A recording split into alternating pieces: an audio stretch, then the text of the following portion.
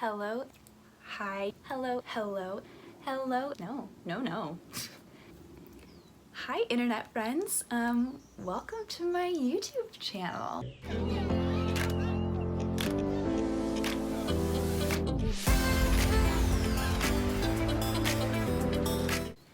My name is McKenna. I am a teacher.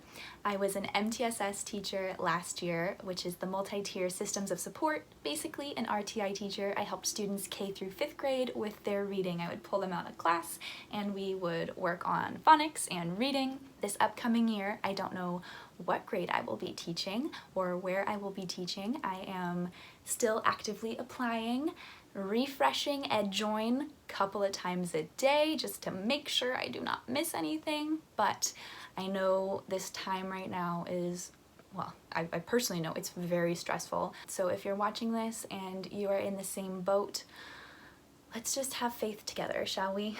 We are teachers, that's what we are meant to do. So I do believe it will happen. I don't know in what capacity or when, but I'm going to try to just keep faith. So join me, won't you? To all the teachers who do know what grades they're teaching and when they got jobs, congratulations. You are about to change so many kiddos' lives, and that is amazing. I wanted to start this channel primarily, selfishly, for me. I want to be able to reflect back on the start of my teaching career, my journey. If in some shape or form I can help other people, that is a huge plus.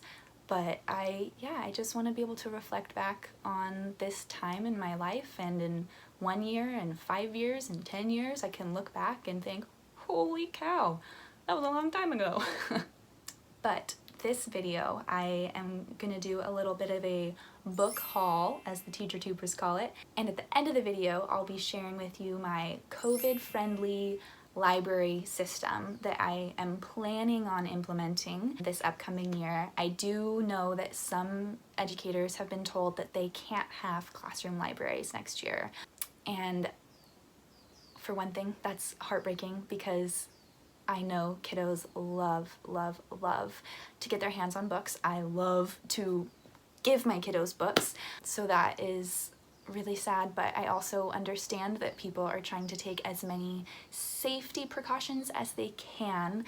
But if the school that I work at allows me to have a classroom library, this will be my plan. So stay tuned for that at the end of the video. Before I get started and jump into this little book haul that I have, couple of things. One, I wanted to thank my friends and family who have generously donated or fulfilled my Amazon wish list for these books. Specifically, my brother Parker, who bought me like 17 books for my classroom.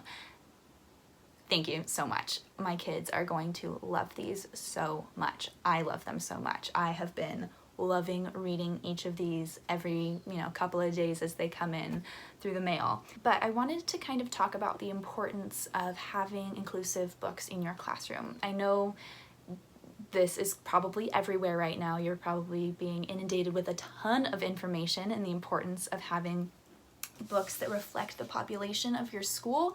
But I just wanted to echo that and just kind of share with you a quote or a analogy kind of thing that I heard a while back. I don't remember where I heard this, but it has stuck with me ever since. Books have the power to be both mirrors and windows. And what that means is, if a book is a mirror, when a student is reading it, they see themselves represented in the book, and it gives them a sense of a feeling that they matter. And that is so important because, yeah, our students do matter, and I want my students to know that they do matter. Books can also be windows. So books can give you insight into people's lives that are different than yours. For far too long though, classroom libraries all across America have been windows and not mirrors. You've had a ton of books where the characters probably reflect somebody who looks a lot like me, but that's not the reality of the populations of schools. We have a beautiful plethora of different people in our classrooms, and we want to be, as teachers, we want to show them that our students are important.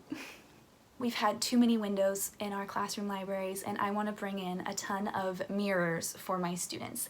That's not to say that windows do not serve a purpose, because it is important to kind of see into other people's lives. That's how we develop empathy. So there's a purpose for both, but I believe there really needs to be a balance, and right now I'm looking for a lot of mirrors. So I'm going to share with you some books that I have accumulated in the past month, and let's get started.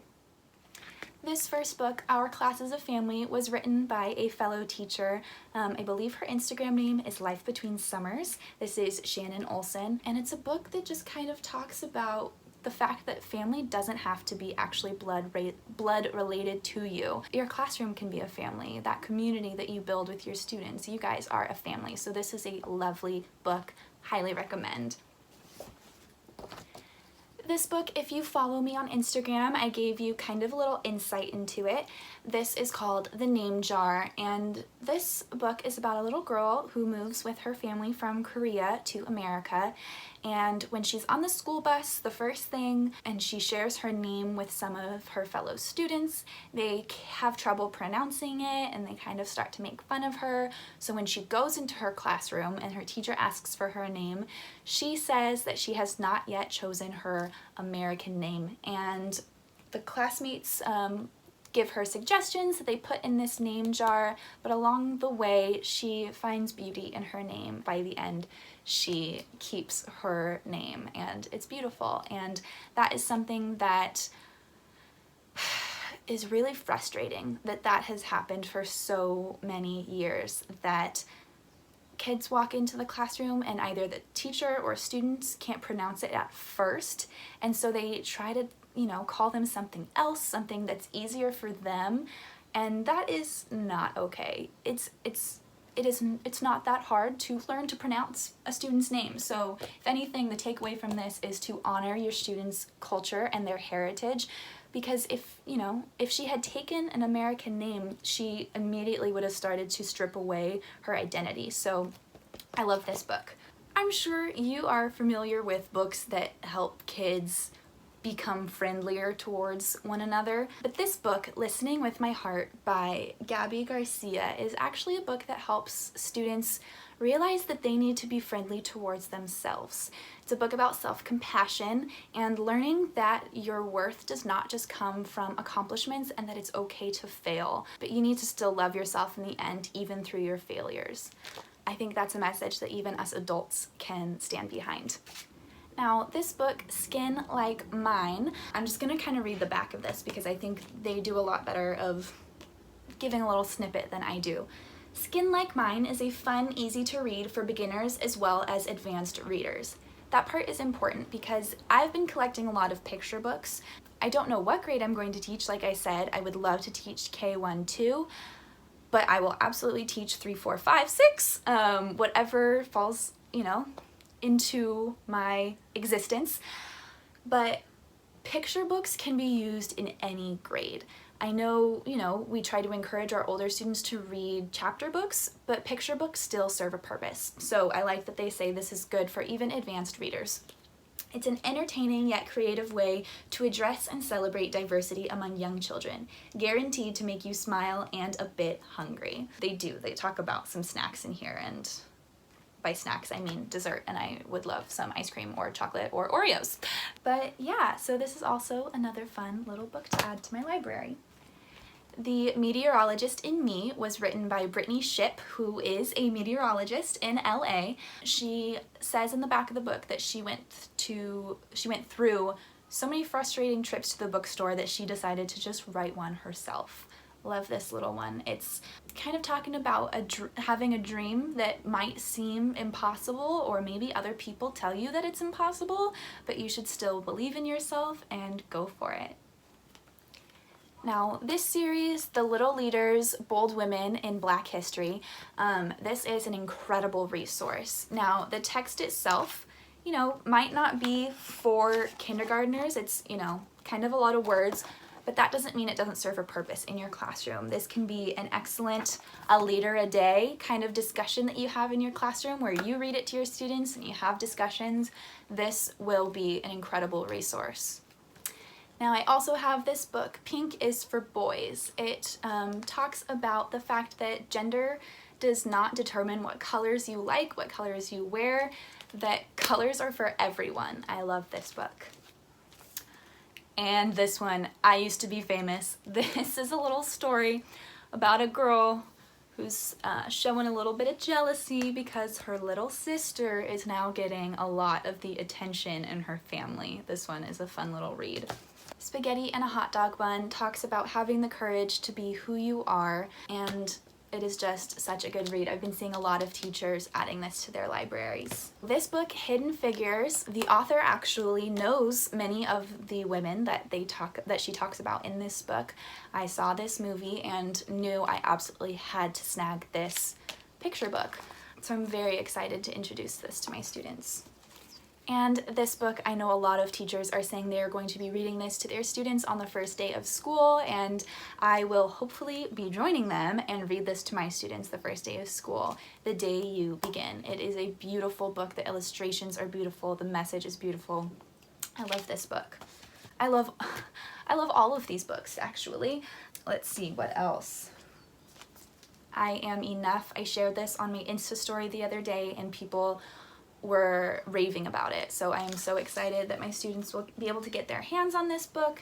It's a book that talks about loving who you are, respecting others for who they are, and reminding you that you are enough. This is a book that celebrates the bond between a father and a daughter and her self-love for her hair and the idea that you can love who you are and express yourself freely. This is a beautiful book. I'm just probably going to describe all of these books as beautiful because I don't know if part of it's because a lot of these are hardback and it just feels so nice to hold it, but the illustrations in all of these books are truly just, I love them. They're incredible. So this book, The Invisible Boy, tugs on a teacher's heartstrings for sure. Let me just read you the first page of this book. Can you see Brian, the invisible boy? Even Mrs. Carlotti has trouble noticing him in her class. She's too busy dealing with Nathan and Sophie. So the teacher is standing right next to Brian, our invisible boy in this story. She's overlooking him because she has, some behavior problems that she needs to address in the class in that moment. But I think that's kind of the point, is that, there's always going to be something that might be taking your attention away as a teacher, but you should never lose sight of students like Brian because they can slip through the cracks and they go unnoticed, and, this is a crucial time in forming friendships and compassion.